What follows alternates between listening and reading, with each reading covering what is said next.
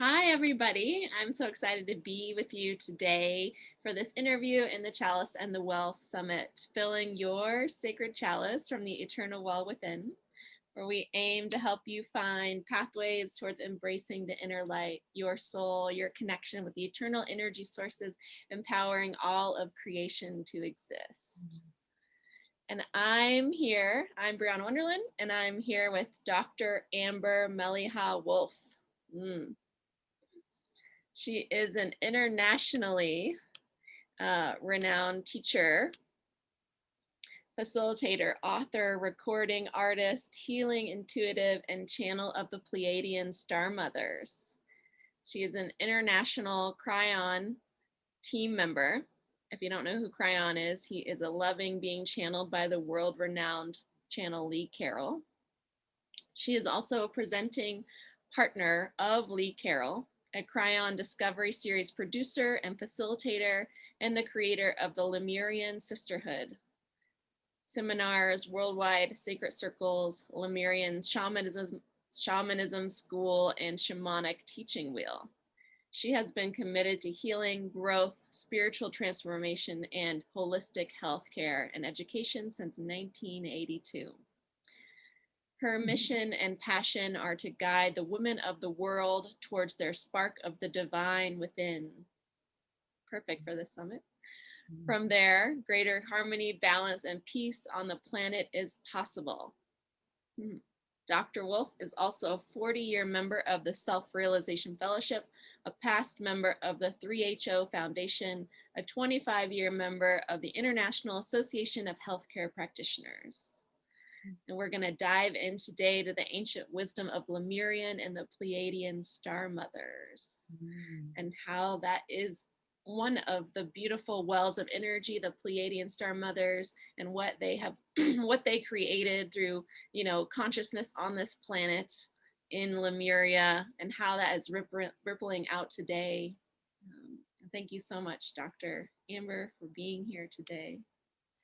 Thank you, Brianna, for inviting me. I just feel so at home in the context of the chalice and the well. That's my wheelhouse as someone who is speaking of the divine feminine and empowering the sacred energy that we all hold inside of us. So it's a perfect place for me to hang out for a while with you. So I'm happy to be here.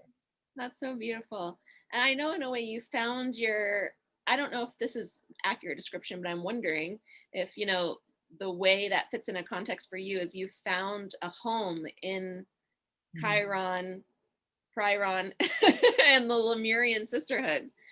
Is that like when you discovered that about yourself, it kind of Yeah, bubbled into yeah. this mission in a way? I had something called an Akashic Awakening in 2011, and it was nothing that I looked for, it was nothing that I expected.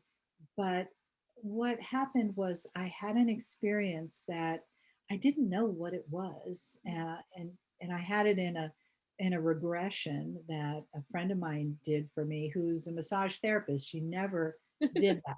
It was just this day she said that that was the thing, and I said okay. Wow. And from there, my life was never the same. And it really, in that pivotal moment, of course, when we look in the rearview mirror, things can make sense to us much more so than in the moment. But I can look from that 2011 place backwards into all of the different things that happened to me, that I did, that I was attracted to, that I didn't do in my life up until that point. And it all helped create a foundation, every single thing that I did. Yeah. And so it was September 9th, 2011, so 9911. If you're at all into numerology, it's kind of a whoa. And then the next month, I was seeing Lee Carroll because we were doing a discovery event together in Florida. And I said to him, "What do you think this is?" And I never asked him to interpret any of my experiences ever. And I had known him for years, but I was puzzled by it. I didn't know. And he was able to give me some guidance into what took place and where to go with it, which was really more important. And Mm. that's when I knew that this was a remembrance of a time in Lemuria, Mm. in inside of a lava tube when Mm. I was being initiated as a priestess. And what he said to me on that time, that date, was, here's what I want you to do. I want you to have a meeting for women when we're in Argentina. Now, later that day, I wrote all this down and I realized that the date was 10/10/11. Wow. And when were we going to be in Argentina? 11/11/11. So I mean, you can't make these things up and you can't plan them. Yeah. So, there's a wink from spirit about that. And that was really the first time that I called it the Lemurian Sisterhood. And, when he said, yeah, have a meeting when we're there, I said, well, sure, why not? I don't speak the language and I've never done this before. Yeah, just leave and the net will appear, right? So it was beautiful. There were 50 women there, and we had just the intervention from the stars. I could really feel it. And I was not channeling the Star Mothers yet, but I could feel what was around us. And that's how it grew. And it just kept getting bigger. And I would do meetings when Lee and Cryon and I were traveling around. And in 2014, when we both were in Boulder, Colorado, and I was hosting him there, which I did every year, he asked me if I would like a Cryon channel before the sisterhood meeting that night. And I said, well, yeah, of course. So again, it never occurred to me to ask him to do that in those years, 2011 to 2014.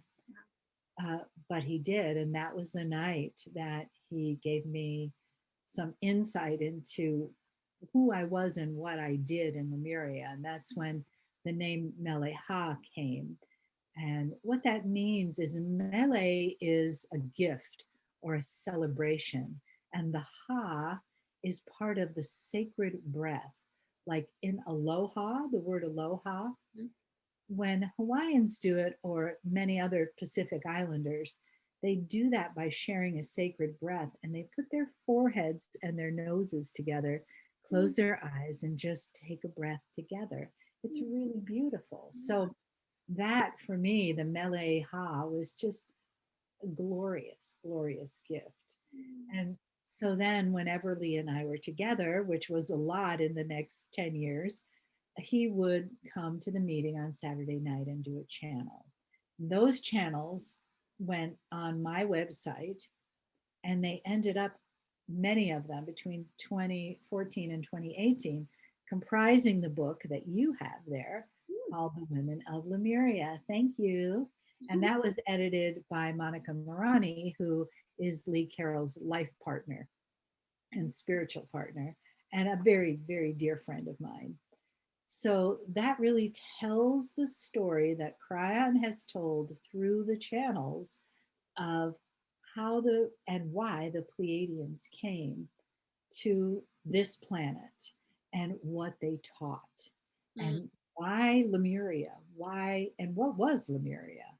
So he talks a lot about that through those channels. And then what about now? And how do we use what we know from then today? Because we're not living like we did then by any means. We have a completely different society as we did in Lemuria. We have a different world. But what we do know is the Pleiadians came to this planet in 12 different places that we know of, Mm. and they set up their transformation shop in Lemuria, which is a small continent, an island continent in the South Pacific.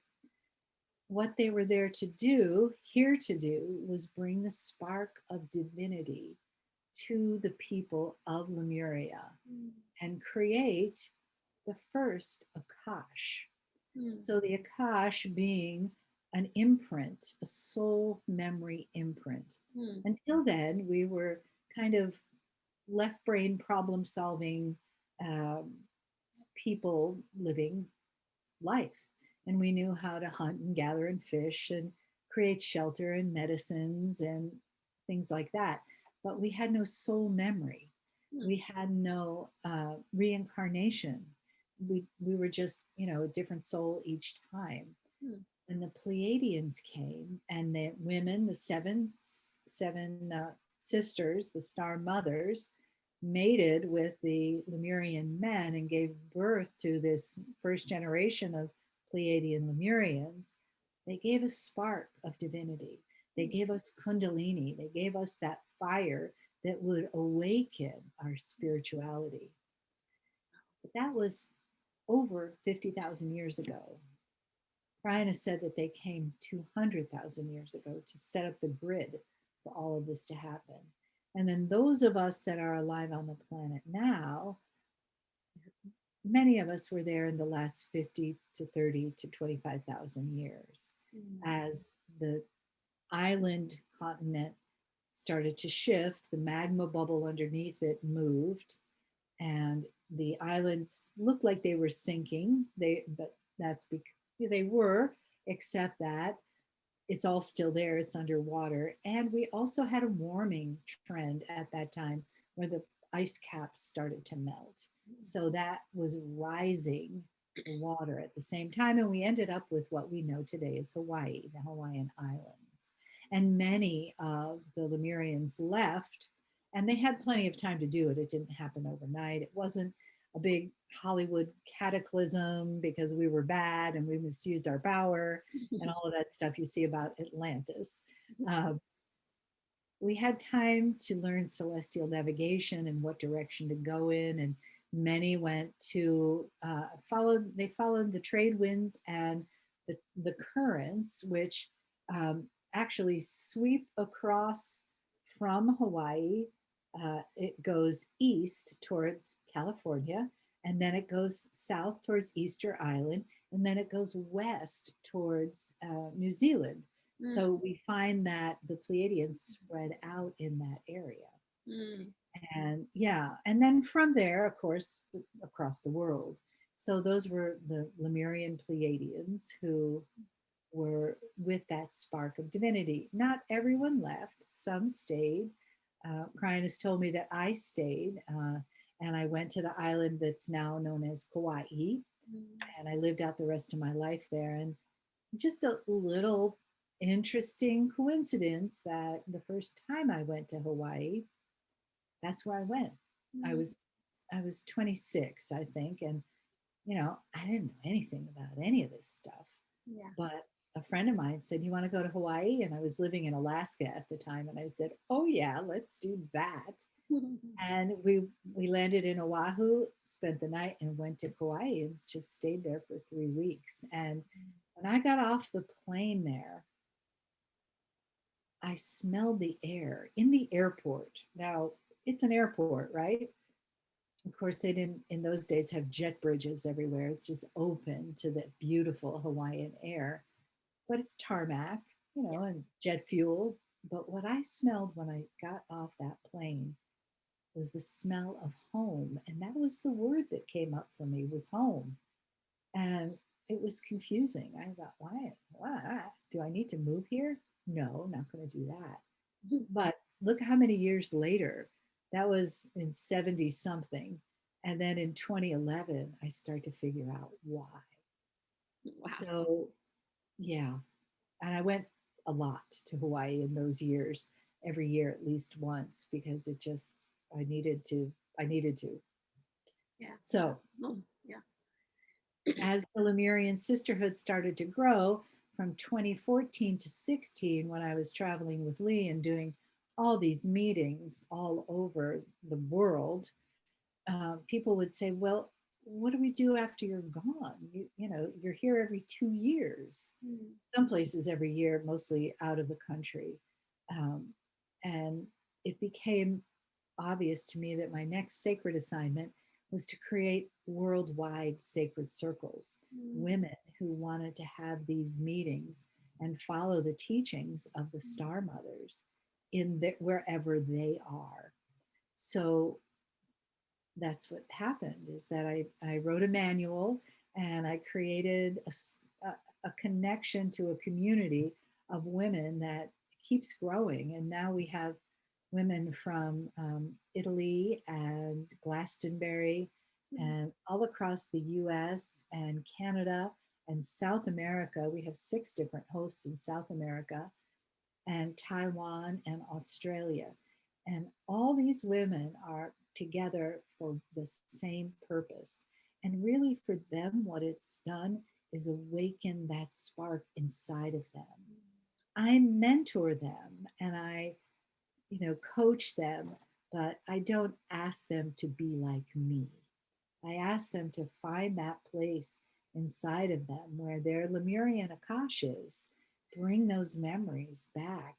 And the memory is to teach women today of their spiritual value in the world, and to use your words, to be in the world with a chalice full of these beautiful teachings that come from that spark of divinity inside of us that's been sleeping for thousands of years. Mm. Yeah, that's so beautiful. I'm wondering if you can take us back there a little bit through some of those memories, or kind of paint a picture for us to awaken that. Yeah, I'd love to. I'd love to.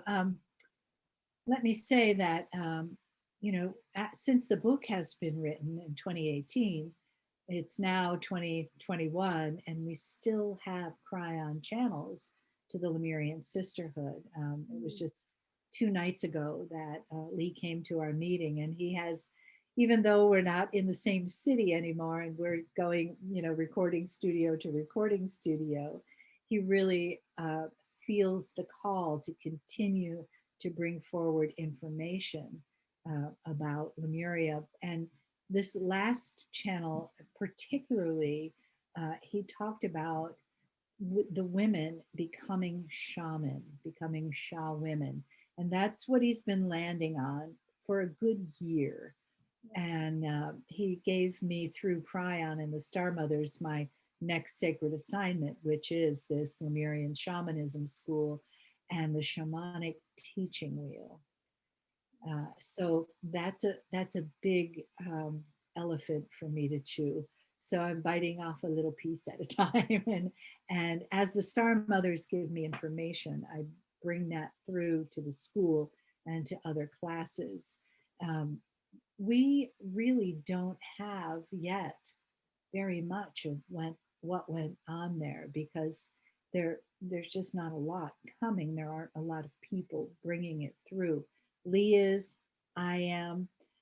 2 of my hosts are amazing communicators with the whales of Lemuria. One of them lives in Australia, and Latina Russell, who is out of Melbourne, and she does whale visits. She takes people on actual whale tours, and she can call them right to the boat. It's amazing. And I went on a little journey. I took her on a journey to her Lemurian Akash to see about that. And it really just blew open anything that she could have imagined she had come to this life for from that life. And that's to be that conduit between the whales and the cetaceans and the record keepers. They keep records just like the crystals keep records.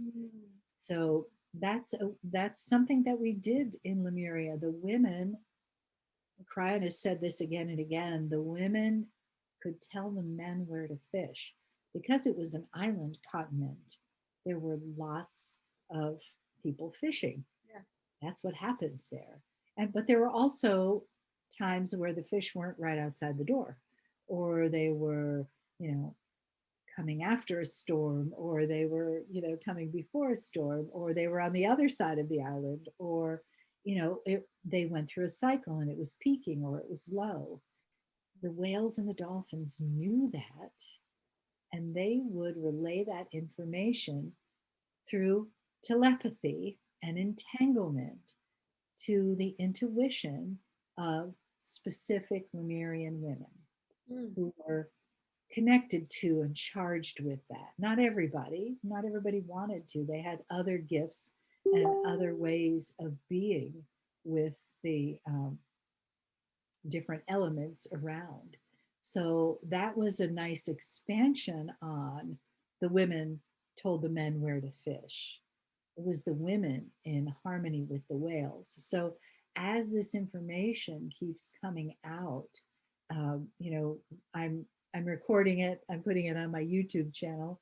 It's Lemurian Sisterhood Global, and Mm. there's lots of videos there with more information about what did we do? What was it like? Who was I? What did I have a name? And all those different things. These the last classes I've been teaching, which I had again no idea months ago that I would be teaching. It just started this past last summer. Um, the first one is called Lemurian Sacred Sexuality, Pleiadian Teachings for the New Mm. Consciousness, because sexuality was something completely different than it is now. Yeah. And why were we doing what we did, and how, what did we know, and how did we, you know, cycle with the moon, which of course we did, because on an island with the tides and the moon. And one of the things that came out of that course was the Star Mothers said that that was one of the reasons they chose our planet to come to, is because we had this moon and because it affected women's cycles. Wow. And that would all work together as a way to have these divine pregnancies with Pleiadians so that we could begin to have a population that had soul consciousness, that had spiritual consciousness, and we could teach young women about their cycles. And in that first class of women's sacred sexuality, um, the Star Mothers had me bring the women in the class through an alternative of having your first moon time, of having your first period. And Yeah. it was so empowering because most of us had a terrible time, right? You know, you don't know what's happening, you feel sick, or you're, you know, you're in somebody's car and, you know, suddenly there's blood, or you're in school and suddenly there's blood. And, you know, I heard so many terrible stories afterwards.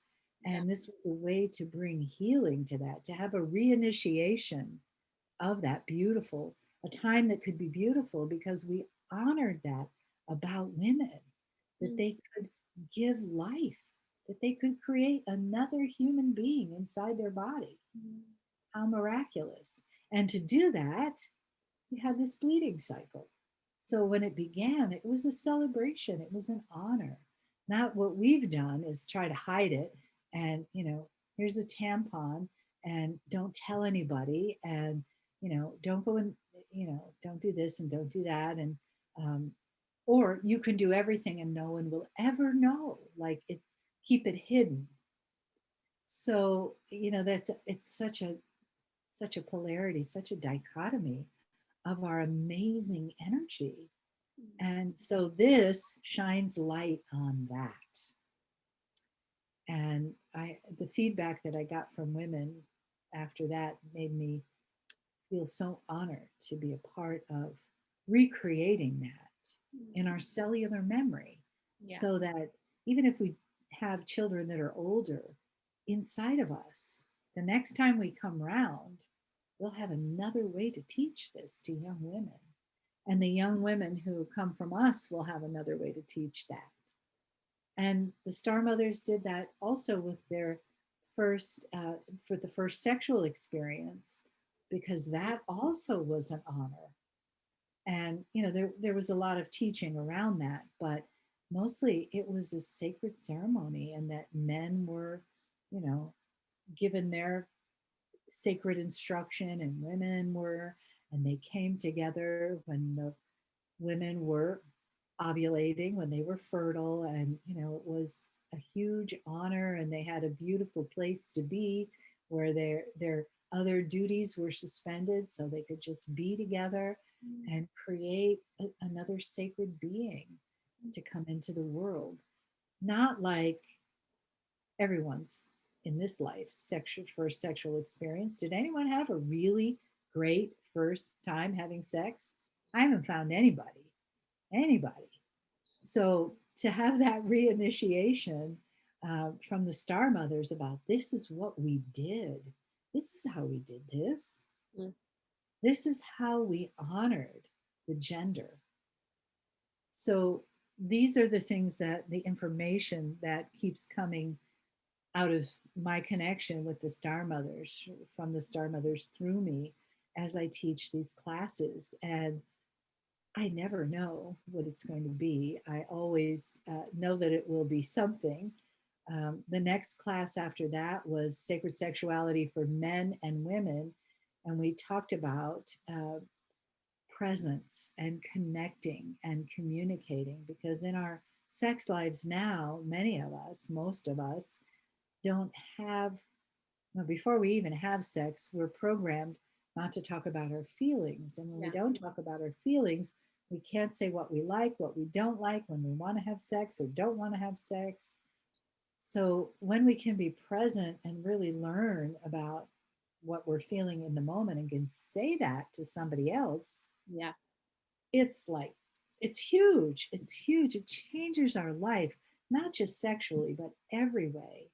But we were not taught that growing up, and we're still not taught that.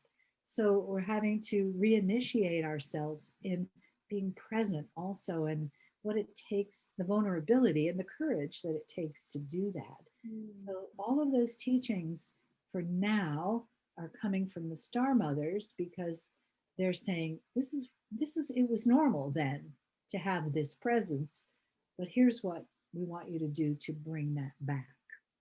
And Mm. then in the course that I'm teaching now, called Maiden, Mother, Wisdom Women, we are going through an initiation with the young maiden as to when she leaves the school of the Lemurian teaching wheel between 6 and 13 is where all the kids were to learn from the Star Mothers. Mm. And then at 13, and the Lemurian teaching wheel is written about in the book that you were showing. That was, all that information was channeled by Lee and Cryon in 2017 when we were in Hawaii. And I was sitting on one side of him, and Kahuna Kalei, who is from the Big Island, was on Mm. the other. And he says, I can bring this information through because I'm pulling on the Akash of the women next to me. Oh, wow. Yeah. So that's where the Lemurian teaching wheel came from, and that was how the Star Mothers taught us. So in my school, there's a whole free place where you can find that out about the basics of the Lemurian teaching wheel and what the Star Mothers taught. And there's not really any in-depth teaching about that, except to say that that was taught to everyone from 6 or 7 to 13. And then generally, the young girls had their periods at 13, their first moon time and celebration, and they moved on to what's called the other side of the teaching wheel. But it was a big graduation for them, of course, because they were having their first moon time. And they went into the women's teaching wheel, Mm. and they learned with the women. And from there, years would go by, and if they felt the calling, they would go to the next teaching wheel, which is the shamanic teaching wheel, which Mm. is becoming in that school. So that school is full of, and my YouTube channel are full of, everything that the Star Mothers have brought through about Lemuria and the teachings since I started doing the channeling, which is, this is just the beginning of the 4th year of my doing that. So, but there's a lot. I mean, it happens every time I have a meeting or do a session.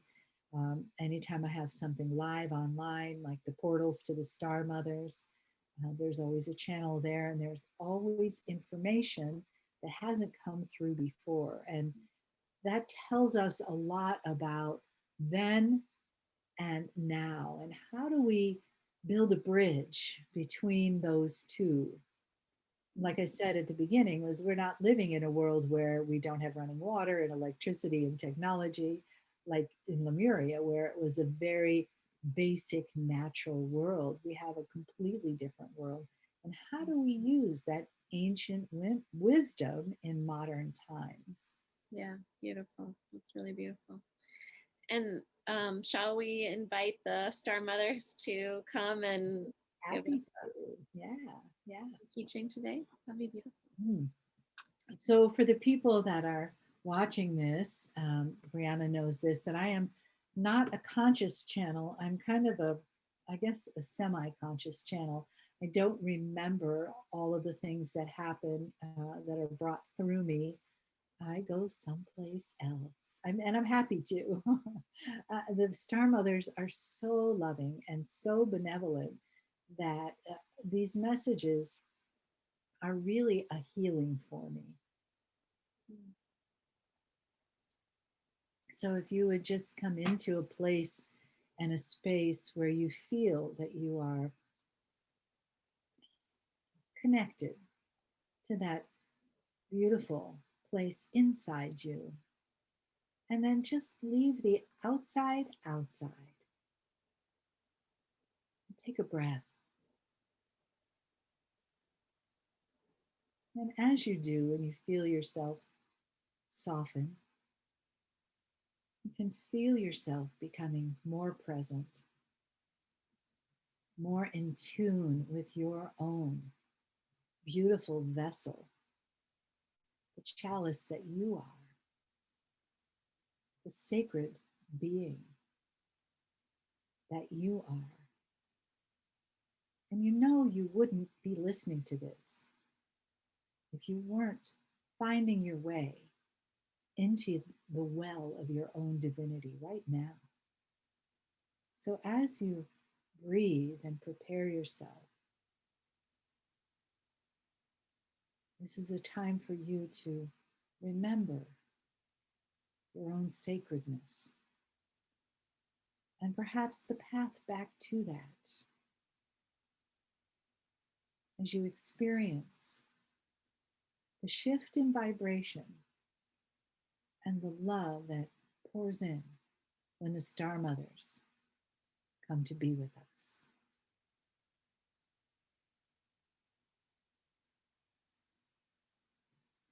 Greetings, dear shining ones. We step into this sacred circle with so much joy and pleasure. We are delighted to be here and speaking in this beautiful metaphor of chalices and wells. This is so perfect because women are all of those things. And we are devoted to helping the divine feminine in this time on the planet reconnect and reawaken. Whether you call yourself a chalice or another kind of vessel, whether you see yourself as a well or as a divine spark or a sacred flame, the words are all interchangeable, but the love is the one constant, the love of spirit for humanity. And in our instance, the love of the Divine Mother, the Pleiadian Star Mother, for her children from Lemuria, from the souls who are seeking to remember their divine spark and who feel it and see it inside of them and in others, who are reaching for more understanding. We celebrate this with you. And we have waited and waited and waited, happily waiting in our timeless time for you to begin asking, what next? How may we reach more deeply into that divine spark and bring it forward? How may we find that sacredness inside of us so that that is what comes from our mouths? That is what comes from our hearts, from our thinking.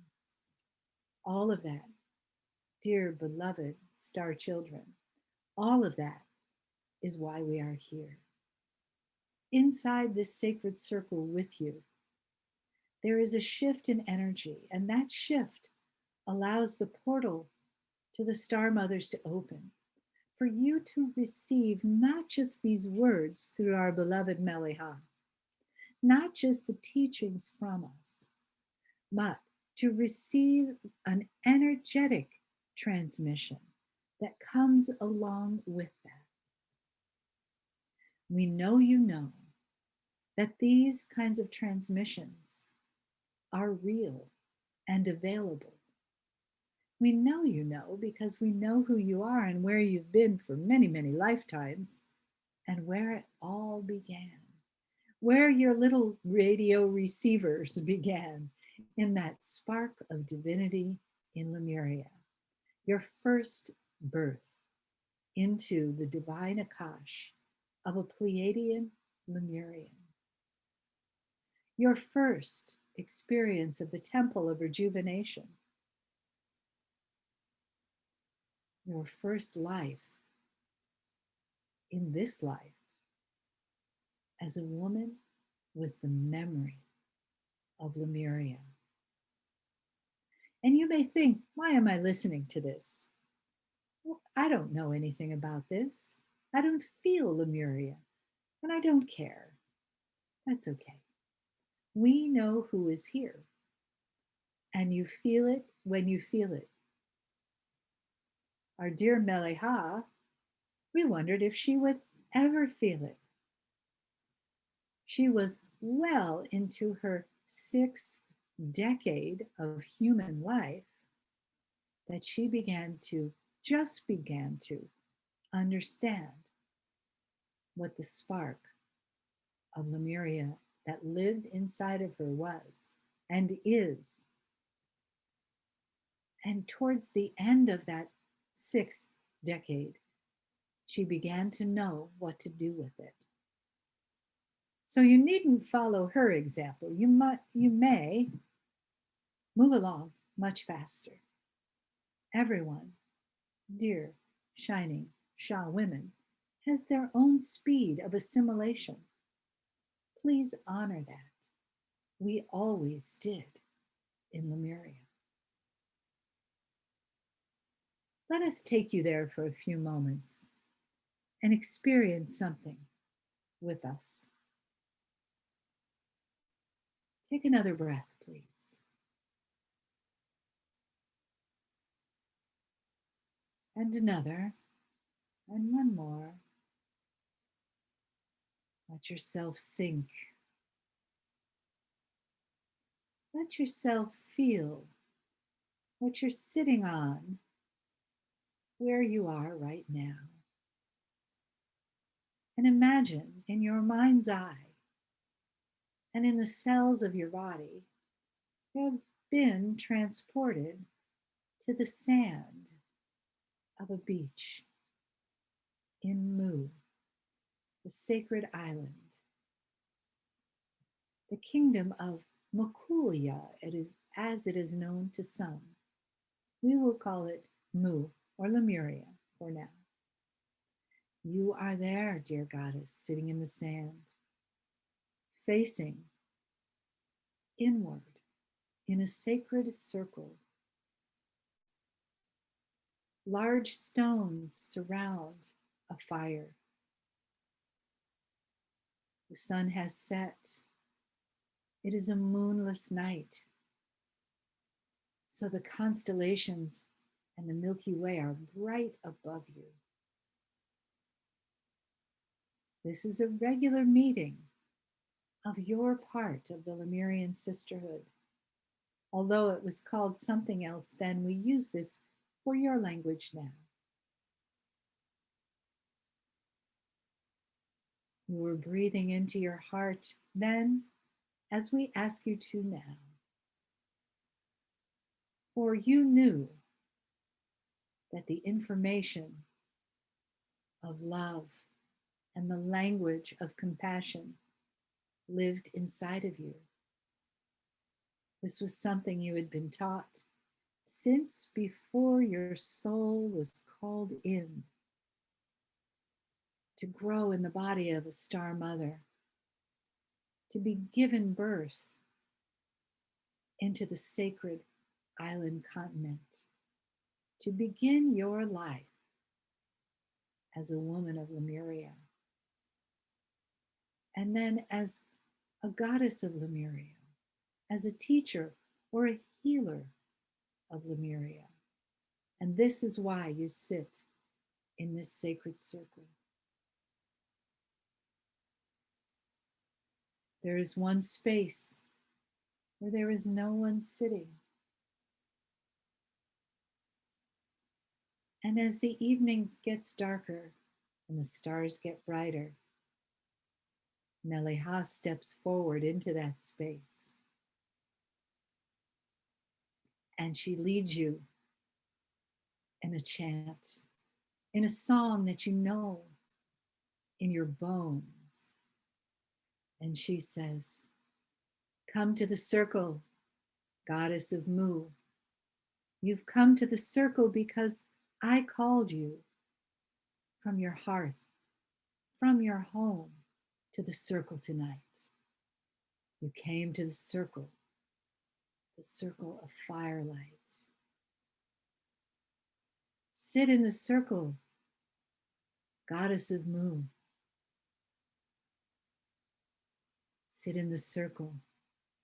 Meleha has called you to anchor the grid with your clear goddess flame.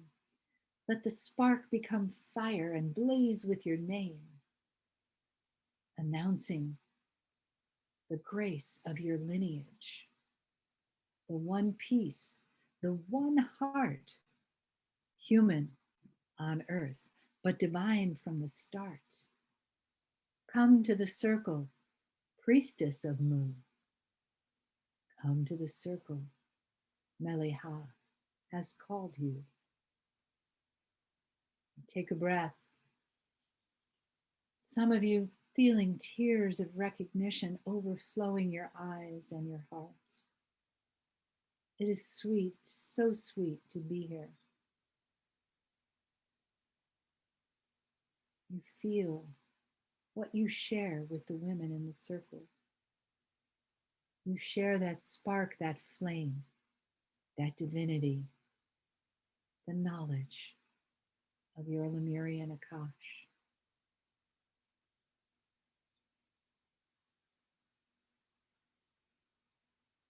Meleha steps back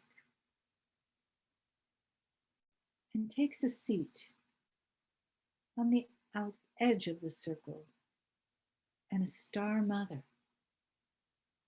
beautiful, flickering light coming from her body.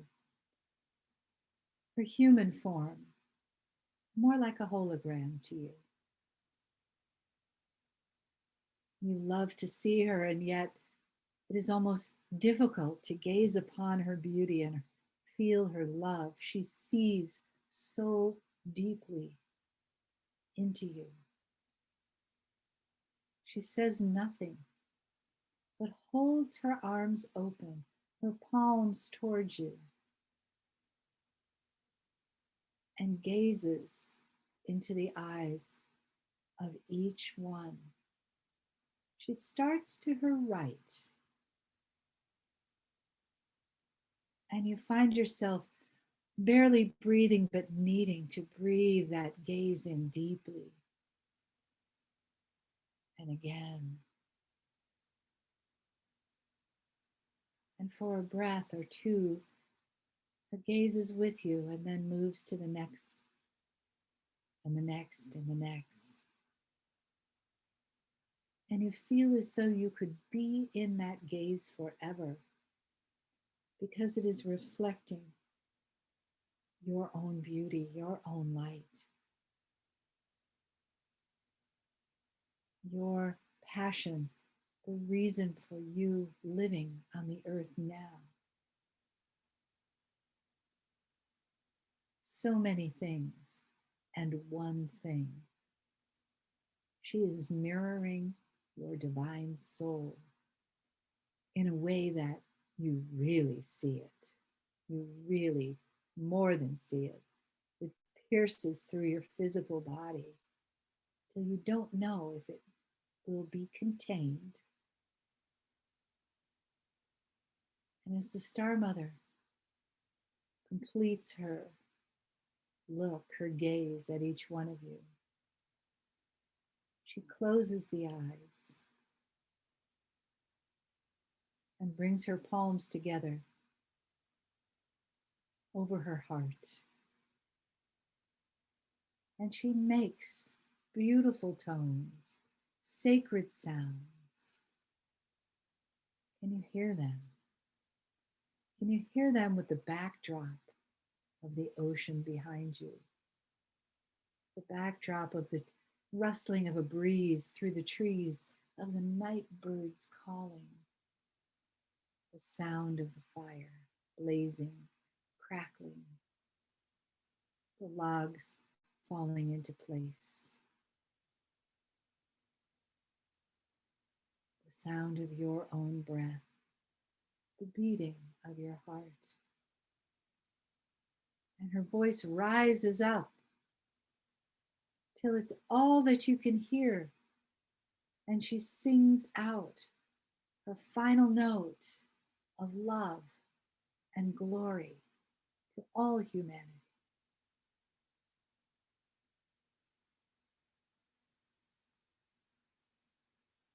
And in that song is her message to you.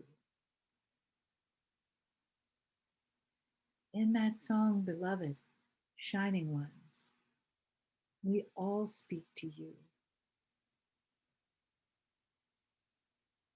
Hear us and know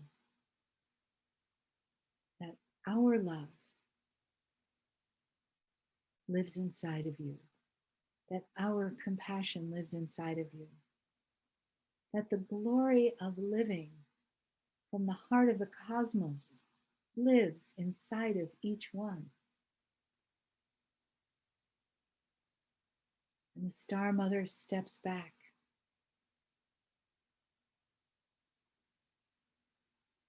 Meleha steps into the circle. She takes a seat.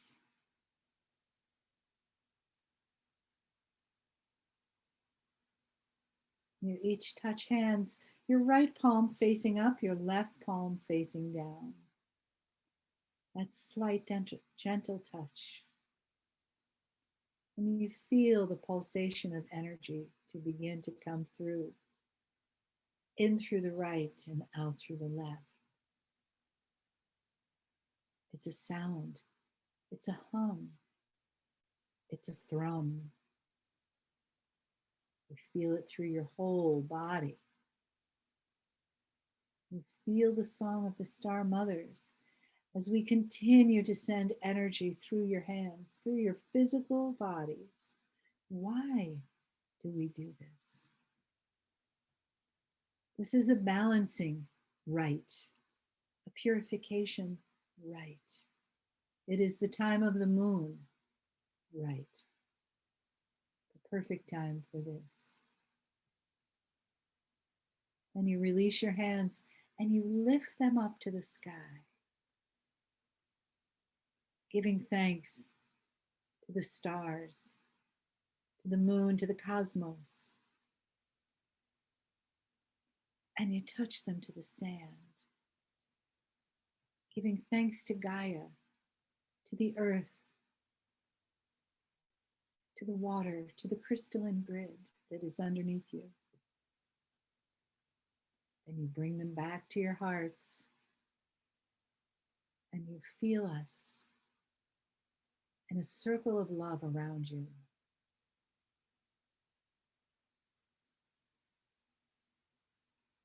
And you know that the template, the Merkaba that lives inside you and outside you has somehow been changed. It has been, to use your words, upgraded, updated. There is always a reason for sacred circles. They are never just about a meeting of women. They go much deeper. They go into the teachings of the Star Mothers like tonight. So as we conclude our time with you, we ask you this, beloved shining ones.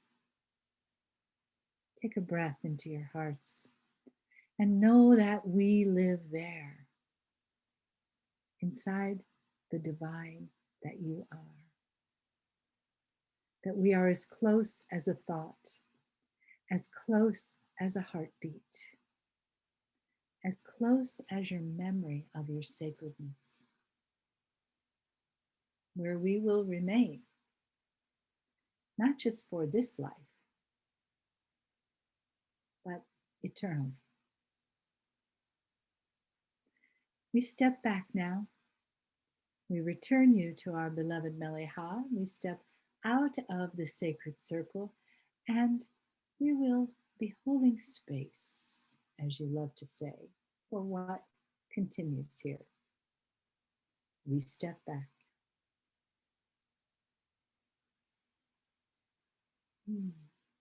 Take a breath.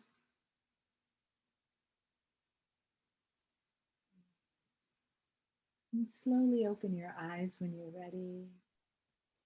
Maybe take a stretch. Come on back into your body from somewhere in the galaxy, far, far away.